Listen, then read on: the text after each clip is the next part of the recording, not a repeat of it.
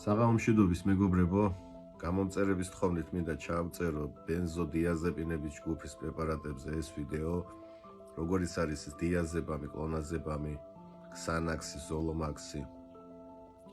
მოკლედ ეს პრეპარატები მოქმედებს ტვინში GABA რეცეპტორებზე, რომელიც იწვევს ადამიანში შფოთის მოხსნას, დამშვიდებას, ძილშიც ეხმარება ხელს.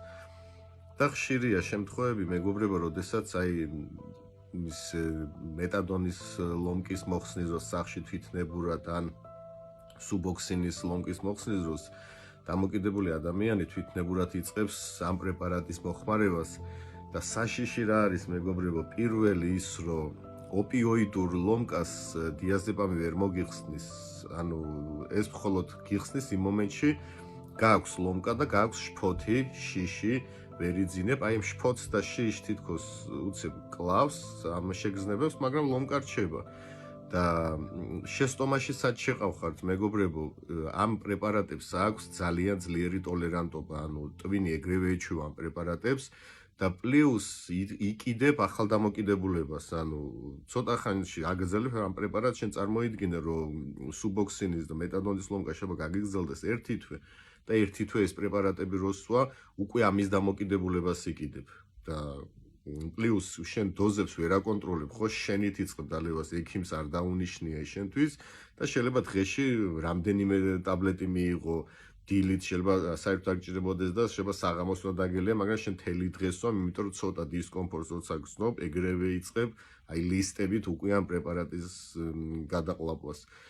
და საერთოდ რომ იცოდეთ მეგობრებო, ძალიან რთული ჩასახსნელია შემდეგ აი ნარკოლოგებსაც ძალიან უჭირთ ეს ამ პრეპარატების პირდაპირ ჩახსნა, იმიტომ რომ ამის ადიქციის ეგრეთ წოდებული ეს ლომკაც ძალიან რთულია, ეს პანიკური შეტევები, შიში, დეპრესია. ამიტომ მეგობრებო, ის რომ ლომკაში ვარ ეხლა და მე დიაზეპამი, კლონაზეპამი დამეხმარება, ანუ შეცდომაში შეყავხართ უბრალოდ თქვენს ტვინს ან იმ ადამიანებს, ვინც ეს გირჩია, იმიტომ რომ ესეა, ექიმიც არ დაგინიშნავ თქვენ, აი ესე დალიე დიაზეპამი იმის დროს, ლომკის დროს.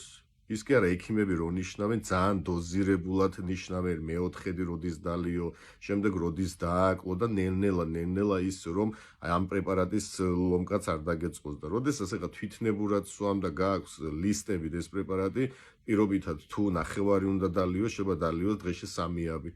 და ძალიან დიდი მიჩვევა იცის, პირადი გამოცდილება მაქვს ამ პრეპარატებთან და პირადად გამომიცდია ეგრეთ წოდებული ლომკა, რაც იწყება ამის ჩახსნის შემდეგ. აი საშინელი შეგრძნება არის შიშის, რაღაც შინაგანი ტკივილის, შფოთის და პლუს ყველაზე დიდ ტკივილს რაც გაყენებს ეს პრეპარატი, სხვა პრეპარატები რომ მოიხმარო ნებისმიერი ინექციით ნარკოტიკი, მაინც უდათხარ, მაინც ტვინი გთხოვს ამ პრეპარატის დამატებას. ამიტომ მეგობრებო, ძალიან ფრთხილად იყავით იმ გადაწყვეტილებასთან, რომ ეხლა მე ლომკაში ვარ და დიაზეპამი და კლონაზეპამი დამეხმარებ. მიმართეთ ნარკოლოგს აუცილებლად. მადლობა.